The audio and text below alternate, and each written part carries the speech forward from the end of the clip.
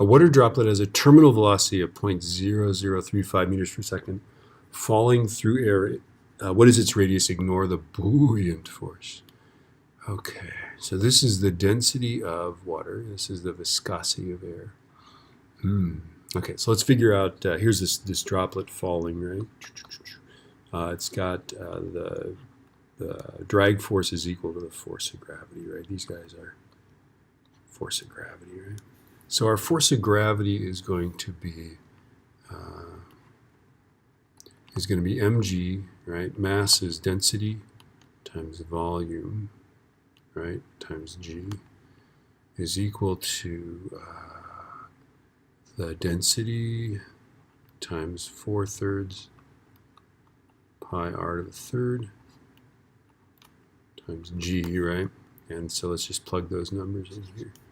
So it's 1,000 times 4/3 times, let's see. Oh, we want to know this radius. So the radius is there. So r to the third. Times 9.81. That's it. We can't figure it out. All right. Good enough. But that's what it is, right? Okay. And then that's going to equal this. So we're just going to set those guys equal, right? So 1,000 times 4/3 pi r to the third, right? Times 9.81 is going to equal 6 times pi times, and then the viscosity of the air, right? 1.81 times 10 to the minus fifth, right? And then we have the radius here. Oh, there's another radius there. That's fun. Okay.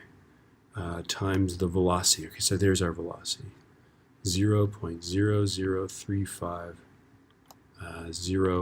meters per second. We got to have 3 sig figs. You always have to have 3 sig figs. All right. What do we got here? Do we have it all? Let's see. 6 pi. We got that. We got the radius. Okay. So do you see we can actually cancel a radius here? Now that becomes squared, right? Okay. So I'm going to start on this side. I'm going to go 6. Oh, hey, we can cancel a pi too. Look at that. That's fun. I'm not going to cancel anything else. I'm just not going to use the pi.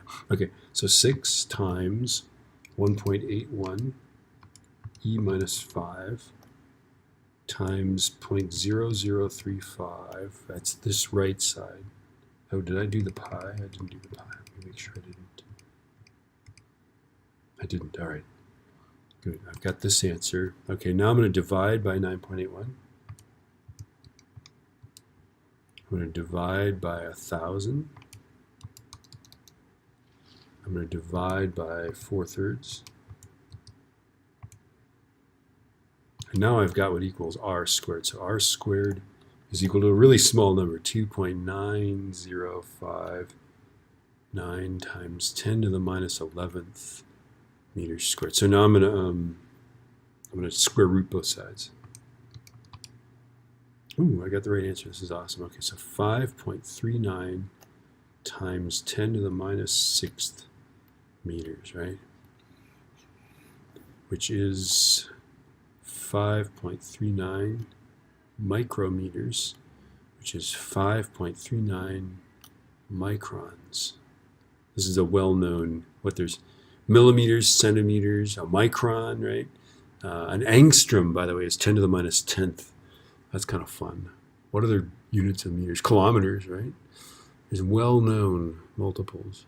The angstrom is the weird one, though, right? What is 10 to the minus 10th?